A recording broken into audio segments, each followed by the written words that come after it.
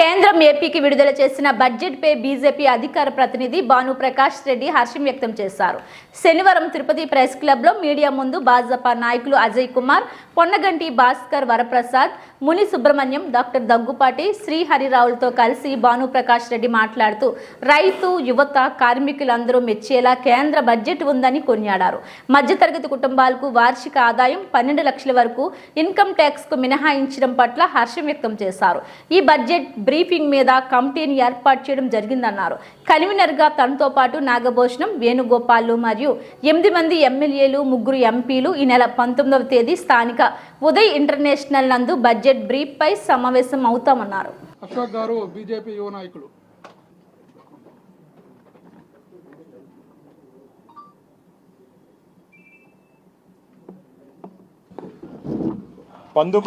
పంతొమ్మిదవ తేదీ తిరుపతిలో Uday international bus stand, RTC bus stand ఎదురుగా ఉన్నటువంటి ఉదయ్ ఇంటర్నేషనల్లో ఉదయం 10:30 గంటలకి మేధావులతో ఈ బడ్జెట్ మీద ఇంటరాక్షన్ సమావేశం ఉంటుంది. 10 గంటలకి మీడియా బ్రీఫింగ్ ఉంటుంది. కాబట్టి మీడియా మిత్రులు అలాగే మేధావులందరూ ఈ కార్యక్రమంలో పాల్గొనాలని చెప్పి భారతీయ జనతా పార్టీ రాష్ట్ర పార్టీ తరఫున కోరుకుంటున్నా. దీనికి ఈ బడ్జెట్ సమాలోచనకు సంబంధించినటువంటి ఈ ఆంధ్రప్రదేశ్ రాష్ట్రానికి నన్ను కన్వీనర్గా కేంద్ర పార్టీ నన్ను నియమించడం జరిగింది. నాతో పాటు నాగభూషణం గారు కో కన్వీనర్గా విజయవాడ నుంచి వారు, అలాగే వేణుగోపాల్ గారు శ్రీకాకుళం, వారిని నాతో పాటు అనుసంధానం చేసి మా ముగ్గురిని ఈ టీంలో వేయడం జరిగింది. మిగతా మా 8 మంది ఎమ్మెల్యేలు, 3 ఎంపీలు కూడా వివిధ జిల్లాలకి, అలాగే సీనియర్ నాయకులు కూడా వివిధ జిల్లాలకి ఈ బడ్జెట్ బ్రీఫింగ్ మీద అన్ని జిల్లాలకు వెళ్తున్నారు. ముఖ్యంగా కేంద్ర ప్రభుత్వం సంక్షేమం పేరుతో దేశాన్ని ముందుకు తీసుకుపోతూ ఉంటే గత 5 సంవత్సరాలు 2019 నుంచి 2024 వరకు ఆంధ్రప్రదేశ్ రాష్ట్రాన్ని సంక్షేమం పేరుతో సంక్షోభంలోకి తీసుకుపోయినటువంటి మాజీ ముఖ్యమంత్రి, ప్రస్తుత పులివెందల శాసనసభ్యుడు జగన్మోహన్ రెడ్డి. అయ్యా జగన్మోహన్ రెడ్డి, అభివృద్ధి అంటే ఏమిటో మా మోడీ గారిని చూసి నేర్చుకోవాలి. అభివృద్ధి అంటే ఏమిటో భారతీయ జనతా పార్టీ పరిపాలిస్తుంటే రాష్ట్రాన్ని చూసి నేర్చుకోవాలి. అభివృద్ధి అంటే ఏమిటో ఈరోజు ఎన్డీఏ కూటమి ఆంధ్రప్రదేశ్లో నువ్వు ఇంత అప్పు చేసి ఆంధ్రప్రదేశ్ని అంధకార ప్రదేశ్గా చేసిన వెలుగులోకి తీసుకురావాలని చెప్పి, ఆంధ్రప్రదేశ్ని ఒక వికసిత్ ఆంధ్రగా తీసుకురావాలని చెప్పి మేము ప్రయత్నం చేస్తున్నాం. అభివృద్ధి అంటే మా దగ్గర నుంచి నువ్వు నేర్చుకోవాలి. ఇవన్నీ చేయకుండా మేము మంచి చేస్తామంటే నీకు అన్నింటిలో చెడే కనపడుతుంది. పూర్తిగా ఇప్పుడు ఒక్కొక్కరి నెంబర్లు వస్తుంది. ఈరోజే నీ అనుచరుడికి ఒక నెంబర్ ఇచ్చారు, ఏదో 1429 ఏదో. ప్రస్తుతానికి ఏదో జైల్లో ఉన్నాడు. ఎక్కడ ఎవరైనా వంశీ, విజయవాడ. నెంబర్లు చాలా ఉన్నాయి. ఇంకా నిన్ను నమ్ముకొని ఐపీఎస్ ఆఫీసర్లు మునిగిపోయారు. నిన్ను నమ్ముకొని ఇంకా రాబో రోజుల్లో నీ క్యాడర్ కూడా ఒక్కొక్కరు ఈ నెంబర్లు వేసుకునేది. మామూలుగా ఈ నెంబర్ వేసి ముద్రిచ్చే తొందరలో సీరియల్ స్టార్ట్ అవుతుంది. మేము ఇంకా రెడ్ బుక్ ఓపెన్ చేయలేదంటున్నారు మా లోకేష్ బాబు గారు. మేము రెడ్ బుక్ చూడలేదు, కానీ మీరు చేసిన తప్పులు చట్ట పరిధిలో మేము వ్యవహరిస్తున్నాం. జగన్మోహన్ రెడ్డి గారు నిన్న మొన్న చూశాను, వారికి సంబంధించిన నాయకులంతా ఎదుదే ఎగురుతున్నారు. చట్టాన్ని చేతుల్లోకి తీసుకున్నారు, చట్టాన్ని అతిక్రమిస్తున్నారు. చట్టం నీకు చుట్టమయ్యా. నువ్వు పరిపాలించినప్పుడు 2019 నుంచి ఇండియన్ పోలీస్ సర్వీస్ని పొలిటికల్ సర్వీస్గా మార్చుకున్నావు. ఇండియన్ అడ్మినిస్ట్రేటివ్ సర్వీస్ని అధికార పార్టీ సర్వీస్గా మార్చుకున్నావు. రాష్ట్రంలో ఐపీసీ సెక్షన్ లేకుండా వైసీపీ సెక్షన్లు నడిపించావు. నువ్వా ఈరోజు మామ గురించి మాట్లాడేది? నువ్వు నీ పార్టీన మా ఇండియా కూటమి గురించి విమర్శించేది?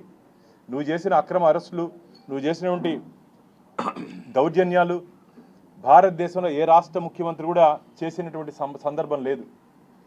నీ పార్టీ ఎంపీని ఏమంటారు కొట్టించావు కదయ్యా, త్రిపులారిని, అచ్చెన్నాయుడు గారు. ఇంకా అసలు లిస్టు చదివితే ఎంతోమంది వస్తారు. ఒక్కొక్కరు కక్ష సాధింపు ధోరణితో ఒక రాక్షస ప్రభుత్వం ఎలా పరిపాలిస్తుందో ఆ విధంగా పరిపాలించారు. కాబట్టి నీకు ప్రతిపక్ష హోదా కూడా ఈరోజు ఆంధ్రప్రదేశ్ రాష్ట్ర ప్రజలు ఇవ్వలేదు. వైనాట్ 175 అంటే నేను 11 స్థానాలకు మాత్రమే పరిమితం చేశారు ఆంధ్రప్రదేశ్ రాష్ట్ర ప్రజలు.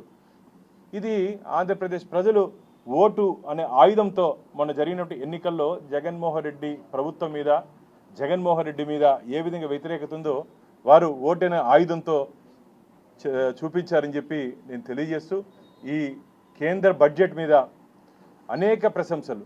ఎక్కడికి పోయినా సరే మొదటిసారి మహిళ దాదాపు 8వ పర్యాయం నిర్మలా సీతారామన్ గారు ఈ బడ్జెట్ని ప్రవేశపెట్టారంటే ఇది మహిళలకు దక్కినటువంటి ఒక అరుదైన గౌరవంగా మేము భావిస్తున్నాం. భారతీయ జనతా పార్టీ అన్ని వర్గాలకి, అన్ని కులాలకి, అన్ని ప్రాంతాలకి ప్రాధాన్యత ఇస్తూ మేము ముందుకు తీసుకుపోతున్నాం. కాబట్టి ఈ బడ్జెట్ 19వ తేదీ ఈ మేధావుల సమావేశానికి మేధావులందరూ పాల్గొనాలని 10 గంటలకు జరగబో మీడియా సమావేశంలో మీడియా మిత్రులను కూడా మేము ఆహ్వానిస్తున్నాం. ఇకపోతే నమస్కారాలు ఫ్రెండ్స్. భారతదేశ ప్రజలు హర్షకేతనాలు ఎగరవేస్తున్నారు. మొన్న కేంద్ర ప్రభుత్వం ఇచ్చినటువంటి బడ్జెట్లో ఇది ప్రజల బడ్జెటు, సామాన్యుల బడ్జెటు, రైతుల బడ్జెటు, యువత బడ్జెటు, కార్మికుల బడ్జెటు, అన్ని రంగాల్ని మేళవించి ఈ బడ్జెట్ రూపకల్పన చేయడం జరిగింది. ముఖ్యంగా మధ్యతరగతి కుటుంబాలు 12 లక్షల రూపాయలు ఇన్కమ్ ట్యాక్స్ ఎగ్జంప్షన్ ఇవ్వడాన్ని, అలాగే రైతాంగాన్ని ప్రోత్సహించడాన్ని, అలాగే రైల్వే లైన్ని, air connectivity, rural connectivity, road connectivity, port connectivity అన్నిటినీ అనుసంధానం చేస్తూ ఈరోజు భారతదేశం అన్ని రంగాల్లో ముందుకు తీసుకుపోయే దిశగా ఈ బడ్జెట్ ఉంది. అందులో భాగంగా సాధారణ ప్రజల నుంచి మేధావుల వరకు ఈ బడ్జెట్లో ఏమేమి అంశాలు పొందుపరిచారో దాన్ని వివరించేదానికి భారతీయ జనతా పార్టీ కేంద్ర నాయకత్వం దేశం మొత్తం మీద అన్ని జిల్లాల్లో ఈ ఇంటలెక్చువల్స్ ఒక సెమినారు నిర్వహించే దిశగా వారు ఆదేశాలు ఇవ్వడం జరిగింది. అందులో భాగంగా ఆంధ్రప్రదేశ్కి 4 కేంద్ర మంత్రులు వస్తున్నారు. హర్దీప్ సింగ్ పూరి గారు విజయవాడకి, అలాగే రామ్మోహన్ నాయుడు గారు గుంటూరు జిల్లాకి, విశాఖపట్నంకి శ్రీనివాస వర్మ గారు కేంద్ర మంత్రులు, అలాగే తిరుపతికి డాక్టర్ పెమ్మసాని చంద్రశేఖర్ గారు 19వ తేదీ ఒకసారి పోస్టర్ రిలీజ్ చేసి మళ్ళీ మీకు వివరాలు ఇచ్చి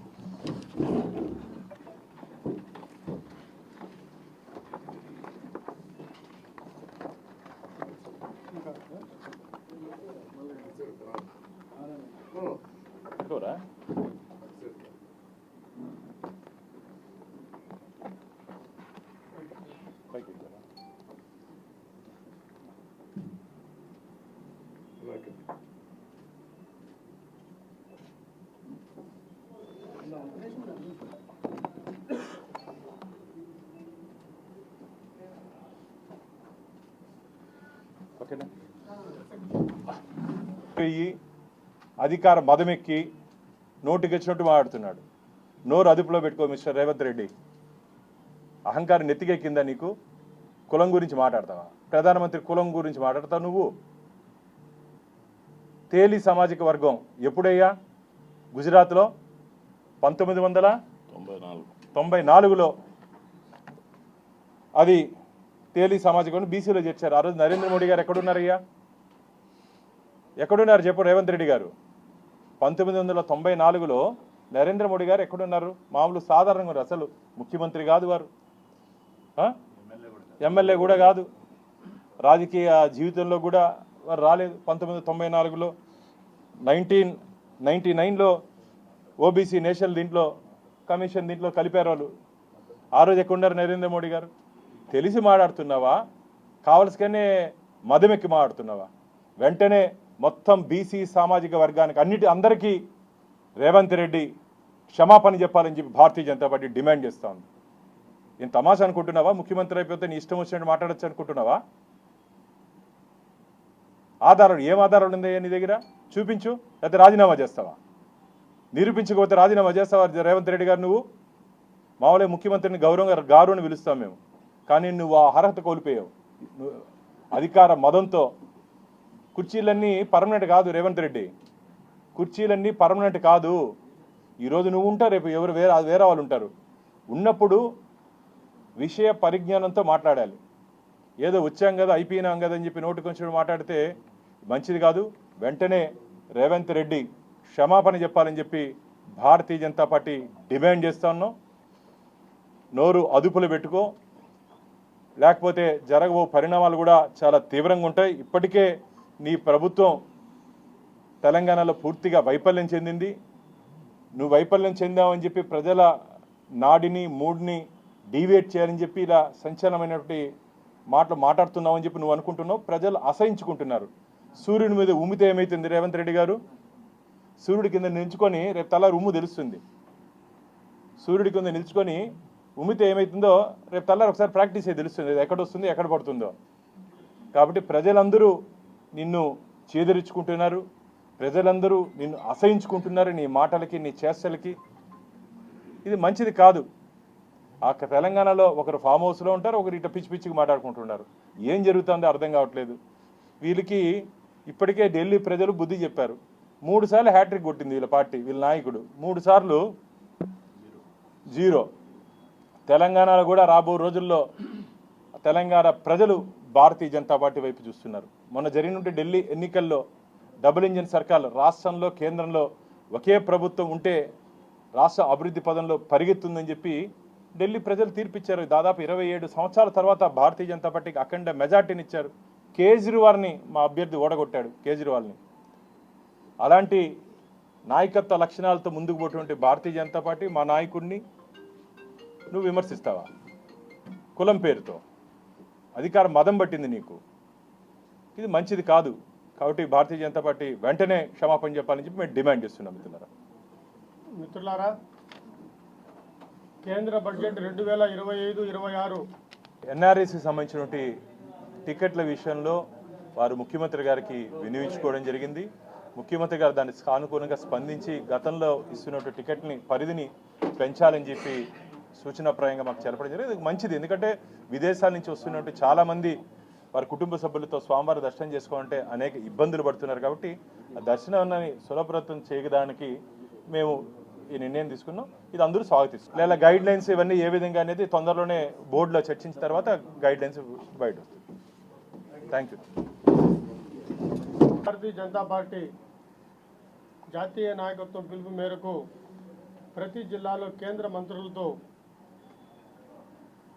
సమావేశపరిచి మేధావుల సమాలోచన అనేటువంటి ఒక కార్యక్రమాన్ని చేపట్టడం జరిగింది.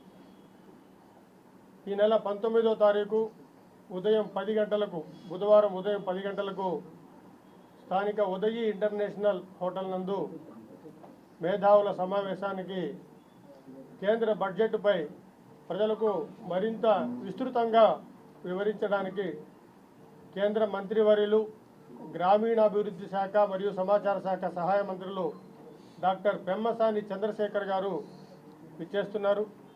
ఈ కార్యక్రమంలో పాల్గొనవలసిందిగా జిల్లాలోని మేధావి వర్గాన్ని భారతీయ జనతా పార్టీ ఆహ్వానిస్తున్నది. ఈ యొక్క కార్యక్రమంలో పాల్గొని కేంద్ర బడ్జెట్, ప్రజా బడ్జెట్ ఏ విధంగా ఉంది, దానికి మరింతగా భవిష్యత్తులో ఎటువంటి ప్రజారంజకమైనటువంటి కార్యక్రమాలు చేపట్టాలనేటువంటి ఒక ఆలోచన, మేధావుల సమాలోచనకు అందరూ రావాల్సిందిగా భారతీయ జనతా పార్టీ తరఫున ఆహ్వానిస్తున్నారు. అందరికీ నమస్కారం. ఇప్పుడే పెద్దలు ఆహ్వానించారు కేంద్ర బడ్జెట్ మేధావుల సమావేశానికి. నేను ముఖ్యంగా ఇక్కడ చెప్పొచ్చి రేవంత్ రెడ్డి గారు నిన్న చెప్పారు, లీగల్లీ కన్వర్టెడ్ బీసీ, అంతేగాని క్యాస్ట్లు అనేది, రిజర్వేషన్స్ అనేది గవర్నమెంట్ ఫామ్ అవుతుంది. ఫామ్ అయిన తర్వాత అది కన్వర్ట్ చేస్తుంది. ఒక ఏ స్టేట్లో ఏ క్యాస్ట్ 1994లో ఇది బీసీ కింద తీసుకోవడం జరిగింది. అప్పుడు చబల్దాస్ మెహతా అని చెప్పని సీఎం, కాంగ్రెస్ సీఎంఏ ముఖ్యమంత్రిగా ఉన్నారు. దీంట్లో ఎక్కడ కూడా మోడీ గారు కానీ భారతీయ జనతా పార్టీ కానీ ఎవరికి సంబంధం లేదు. ఒక క్యాస్ట్ మార్చేటప్పుడు, రిజర్వేషన్ ఇచ్చేటప్పుడు ఒక కమిషన్ ఉంటుంది. వాళ్ళు ఎవరైతే న్యాయవాదులు, కోవిదులంతా కలిసి ఒక కాస్ట్ని డిసైడ్ చేస్తారు ఎక్కడ ఏ స్టేట్లో ఏది ఉండాలని చెప్పని. అంతేగానే ఇదేదో లీగల్లీ కన్వర్టెడ్ బీసీ అని చెప్పని ఈరోజు మోడీ గారిని చెప్పడం అనేది చాలా దుర్మార్గమైన చర్య. దీన్ని భారతీయ జనతా పార్టీ తీవ్రంగా ఖండిస్తూ ఉంది.